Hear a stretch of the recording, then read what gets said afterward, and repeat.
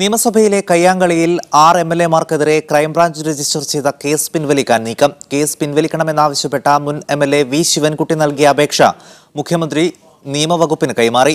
Case പിൻവലിക്കാനുള്ള സർക്കാർ തീരുമാനത്തിനെതിരെ പ്രതിഷേധവുമായി പ്രതിപക്ഷം രംഗത്തുവന്നു. 2015 മാർച്ച് 13 കെ മാണി ബജറ്റ് അവതരിപ്പിച്ചതിനെതിരെയാണ് നിയമസഭയിൽ കയ്യാങ്കളി നടന്നത്.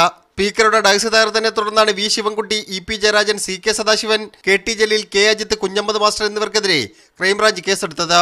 2 ലക്ഷം രൂപയുടെ പൊതുമുതൽ എംഎൽഎമാർ നശിപ്പിച്ചുവെന്നായിരുന്നു എഫ്ഐആറിൽ വ്യക്തമാക്കിയിരുന്നത്. 6 എംഎൽഎമാർ പ്രഥമദൃഷ്ട്യാ കുറ്റക്കാരാണെന്നും പൊതുമുതൽ നശിപ്പിച്ചുവെന്നും ക്രൈംബ്രാഞ്ച് പറഞ്ഞിരുന്നു. ഈ കേസ് പിൻവലിക്കാനുള്ള നീക്കമാണ് ഇപ്പോൾ നടക്കുന്നത്. കേസ് പിൻവലിക്കണമെന്നാവശ്യപ്പെട്ട് വി ശിവൻകുട്ടി നൽകിയ അപേക്ഷ മുഖ്യമന്ത്രി നിയമവകുപ്പിന് കൈമാറി. രാഷ്ട്രീയ ദുഷ്ടലാക്കോടെയാണ് കേസ് രജിസ്റ്റർ ചെയ്തതെന്നാണ് ശിവൻകുട്ടിയുടെ അപേക്ഷയിൽ പറയുന്നത്. കേസ് പിൻവലിക്കുന്നതിന് വേണ്ടി ഏത് പൗരനും അപേക്ഷ മുഖ്യമന്ത്രിക്ക് കൊടുക്കാനുള്ള അവകാശമാണ്. ആ രൂപത്തിൽ ഒരു അപേക്ഷ ഗവൺമെന്റിന് കൊടുത്തിട്ടുണ്ട്. തീരുമാനിക്കേണ്ട ഗവൺമെന്റാണ്, സ്പീക്കറാണ്. അതിന് തീരുമാനം വരട്ടെ. എന്നാൽ കേസ് പിൻവലിക്കാനുള്ള സർക്കാർ നീക്കം ജനാധിപത്യത്തിനോടുള്ള അവഹേളനമാണെന്ന് പ്രതിപക്ഷ നേതാവ് രമേശ് ചെന്നിത്തല കുറ്റപ്പെടുത്തി. ഇത്തരം കേസുകൾ പിൻവലിച്ചാൽ നാളെ ഈ കോപ്രായങ്ങൾ നിയമസഭയ്ക്കകത്ത് കാണിക്കാം എന്നുള്ളതിന് ഏറ്റവും വലിയ പിന്തുണയായിരിക്കും നൽകാൻ പോകുന്നത്. ഒരു കാരണവശാലും ആ കേസുകൾ പിൻവലിക്കാൻ പാടില്ല.